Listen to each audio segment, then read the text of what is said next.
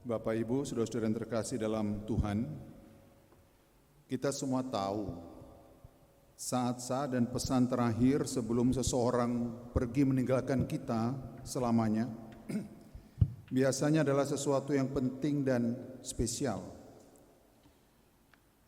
Ada seorang bintang iklan yang terkenal, yaitu namanya Wayne McLaren, sering ia dijuluki Marlboro Man, mengiklankan produk rokok dengan menunggang kuda dan berpakaian cowboy yang gagah.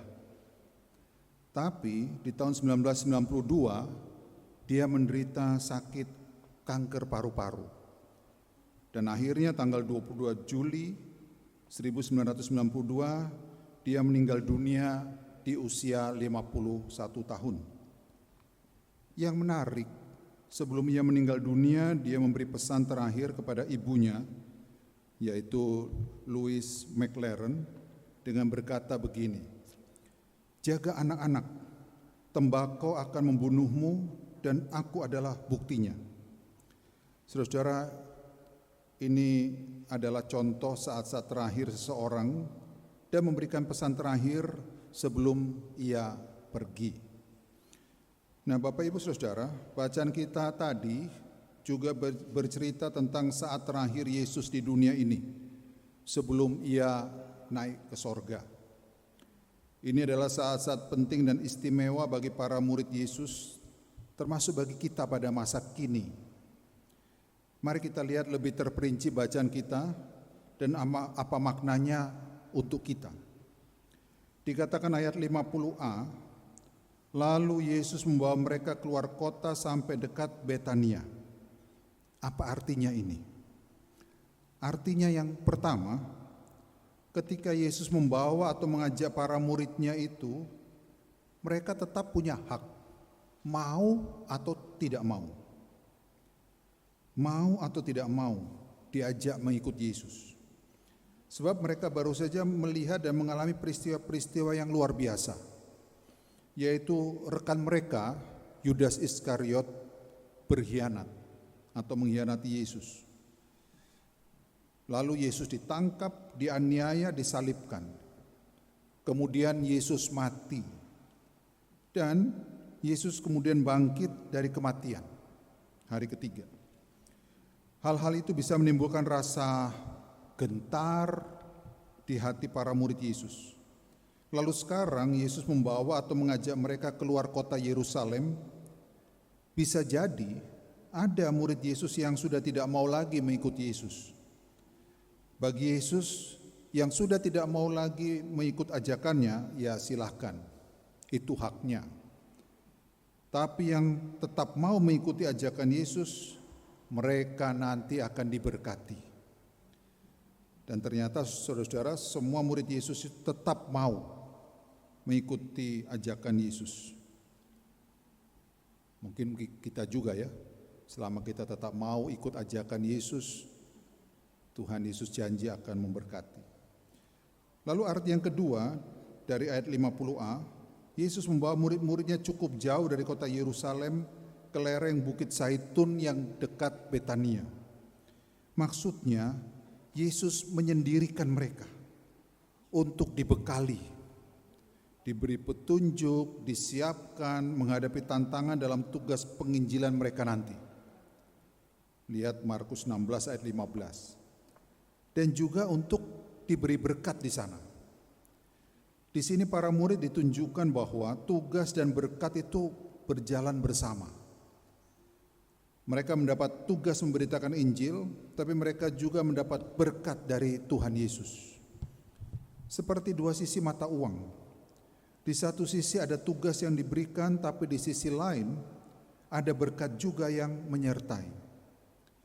Selain itu, saudara, pesan lain dari Yesus yang menyendirikan para murid keluar kota Yerusalem adalah pentingnya yang namanya retreat dan saat teduh, yaitu menyediakan waktu khusus menyendiri untuk bersekutu dengan Allah. Jangan sampai ya, untuk yang lain kita ada waktu, untuk baca buku, untuk olahraga, untuk nonton televisi, untuk chatting dan sebagainya, browsing, ada waktu. Tapi untuk Allah tidak ada waktu. Oh, jangan sampai yang seperti itu. Kemudian di ayat 50b dikatakan, di situ ia mengangkat tangannya dan memberkati mereka. Pertanyaannya, mereka yang mana yang diberkati? Jelas mereka yang percaya dan yang setia mengikut Yesus. Setia mengikut Yesus yang setiap waktu, bukan yang sewaktu-waktu. Waktu sukses, sehat, jaya, setia. Tapi waktu gagal, sakit, terpuruk, tidak setia. Bukan begitu. Orang yang tidak setia pada Yesus pasti tidak akan diberkati.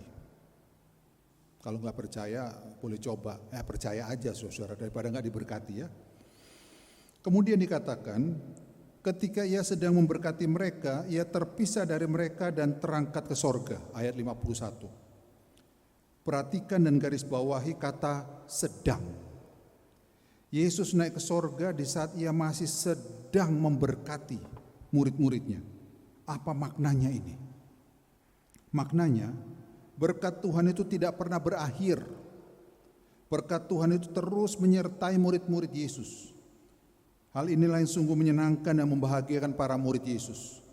Bahwa dalam keadaan apapun yang mereka alami, mereka selalu dan seterusnya diberkati oleh Tuhan Yesus. Lalu arti perkataan Yesus terangkat ke sorga ialah Yesus kembali ke kemuliaannya untuk memerintah sebagai Raja sorga dan dunia.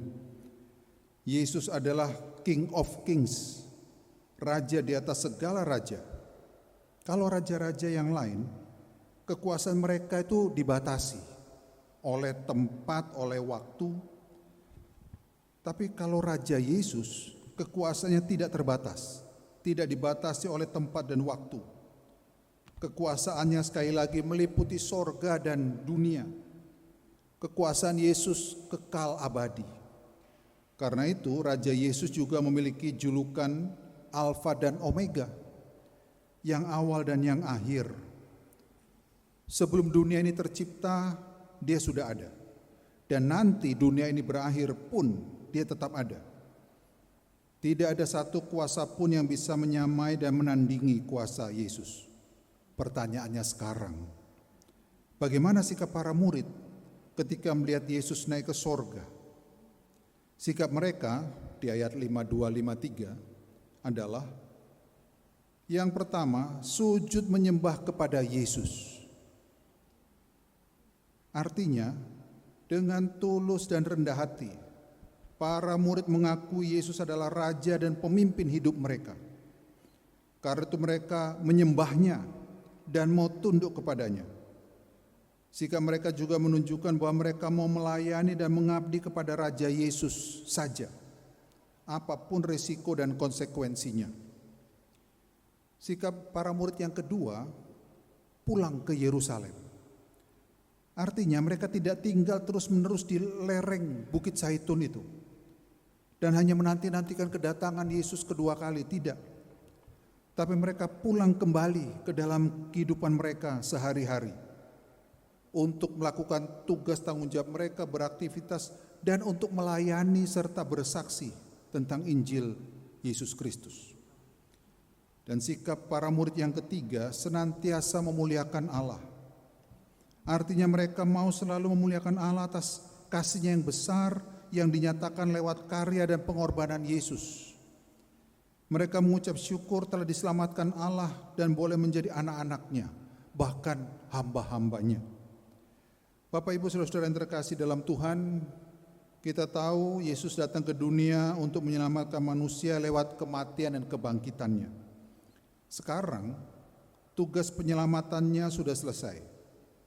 Sesudah Yesus menampakkan diri sejak kebangkitannya, tiba saatnya ia naik ke sorga, kembali ke dalam kemuliaannya dan memerintah sebagai Raja yang Maha Kuasa.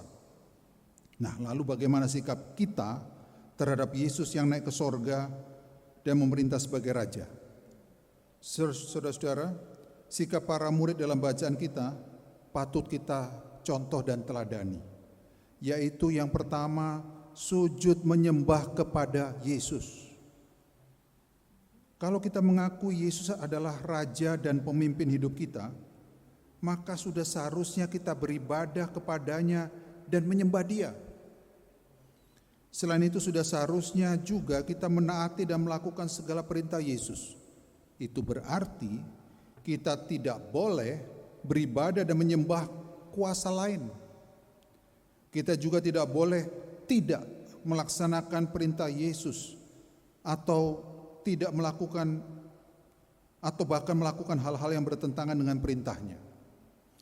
Ya, tapi sayang, dalam kenyataannya tidak sedikit orang Kristen yang tidak sungguh-sungguh menyembah kepada Yesus. Buktinya, mereka masih percaya dan menyembah kuasa lain. Misalnya ada orang Kristen masih punya jimat, masih suka pergi ke dukun, percaya horoskop, percaya tahyul. Jangan foto bertiga, yang di tengah cepat mati, ya, contoh, dan sebagainya. Nggak usah foto bertiga, waktunya mati ya mati, saudara-saudara. Dan ada juga orang Kristen yang dengan sadar, dengan sengaja, dengan terang-terangan melawan perintah Yesus dengan berbuat dosa. Misalnya melakukan korupsi, menjadi pencopet, memakai dan mengedarkan narkoba, dan lain-lain. Bagaimana mungkin Tuhan Yesus berkenan dan memberkati orang-orang Kristen yang seperti itu? Sikap kita yang kedua, pulang ke Yerusalem, ya, pulang ke Yerusalem. Maksudnya, sesudah kita beribadah dan mendengarkan firman Tuhan, kita harus kembali ke dalam kehidupan kita untuk melaksanakan firman Tuhan dan tanggung jawab kita sehari-hari. Sekaligus kita melayani dan bersaksi tentang Tuhan Yesus sebagai Raja hidup ini.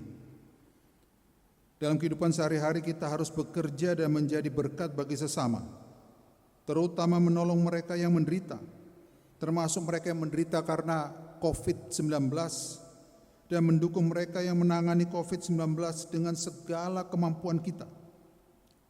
Saudara-saudara, Yesus tidak mau kita berpangku tangan dan bersikap masa bodoh. Tuhan Yesus juga tidak senang kalau kita bersikap malas bekerja dan malas melayani. Lalu sikap yang ketiga, senantiasa memuliakan Allah. Senantiasa memuliakan Allah. Ingat, Allah paling senang dipuji dan dimuliakan. Orang Kristen yang senantiasa memuliakan Allah adalah orang Kristen yang ingat. Ingat apa? Ingat kebaikan Allah, ingat kasih Allah, ingat pertolongan Allah, ingat anugerah Allah, ingat keselamatan dari Allah, dan seterusnya. Dan karena itu ia akan mengucap syukur dan memuliakan Allah.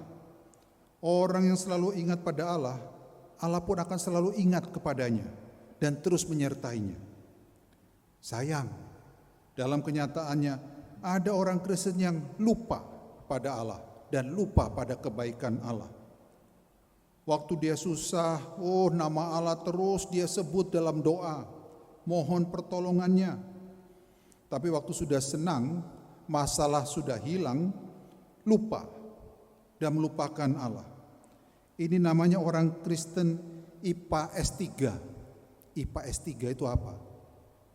IPA S3 itu ingat pada Allah saat susah saja. Ingat pada Allah saat susah saja. IPA S3. Saudara-saudara, kita jangan begitu. Kita harus selalu ingat pada Allah di segala waktu dan keadaan. Pada waktu kita susah ataupun senang, kita harus terus ingat pada Allah dan memuliakan Dia. Termasuk ketika kita sukses dan berkecukupan, itu semua dari Allah. Sehingga kita patut bersyukur dan memuliakan Dia. Bapak Ibu Saudara-saudara, di hari kenaikan Yesus ini kita diingatkan bahwa Yesus adalah Raja. Raja kita yang agung dan maha kuasa. Sembahlah Dia, laksanakan segala perintahnya dan muliakanlah Dia. Saudara, ada satu kisah tentang Raja Inggris yang mengundang teman-temannya para bangsawan Inggris menghadiri jamuan makan di istana. Istana Buckingham. Ketika raja memasuki ruangan jamuan, para bangsawan itu segera berdiri untuk menghormatinya sebagai raja. Raja segera mempersilakan mereka duduk, karena kan teman-temannya juga. Sambil berkelakar, raja berkata begini, "Silakan duduk, ayo silakan duduk. Saya ini kan bukan Tuhan." Tapi seorang bangsawan segera menanggapi dan berkata, "Tidak Paduka.